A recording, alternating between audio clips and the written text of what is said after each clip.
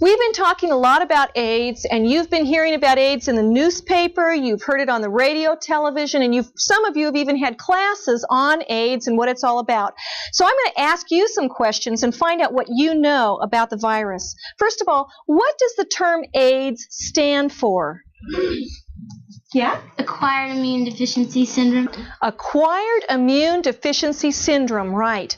What does the term acquired mean? If you were to go down and acquire an automobile, would it all of a sudden just be in your garage? No, you'd have to do something to get that car. You'd go down to the car lot, you'd pick out your automobile, you'd sign papers, maybe you'd put down some money and you'd drive it home. So you'd acquire that car. Well, the AIDS virus is the same way. It's not going to all of a sudden just be in your bloodstream. You have to do something in order to get that virus into your bloodstream. How do you get the AIDS virus or HIV into your body? You get it when you have sex with another person that has it. Okay, right. Multiple partners is one of the main things that gets a person at risk. Your chance of getting the virus increases with each successive partner that you have. However, you can get it the first time that you ever have sex with anybody if that person is infected with the virus.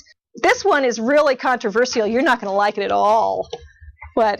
Kissing someone that has it. Okay, so would you say deep French kissing? Yeah. I mean, where you really go for it. Yeah.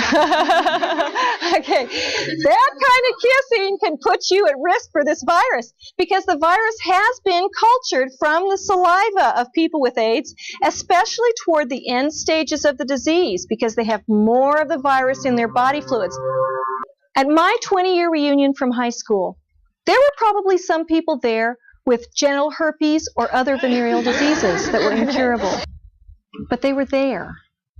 At your 20-year reunion from high school, there are going to be empty chairs because they will have died of AIDS. Condoms, do you think that's a good way to go? No? I sit here almost appalled at the newspapers every day and these various headlines that talk to the issue of having safe sex.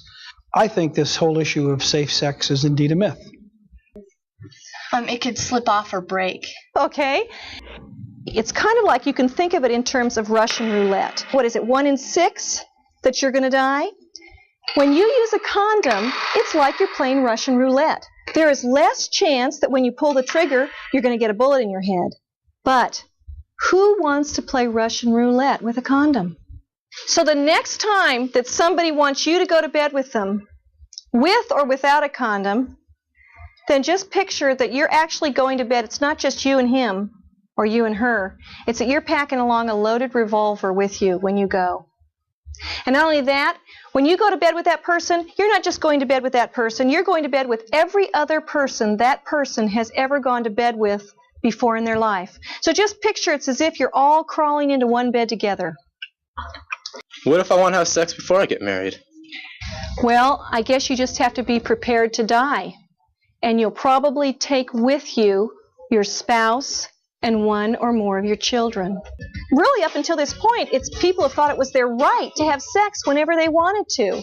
Christians will not be exempt from this disease just because they were raised in a Christian home or go to a Christian school or attend a good Bible-believing church. They will only be exempt if they obey what the Bible says about not having sex outside of marriage.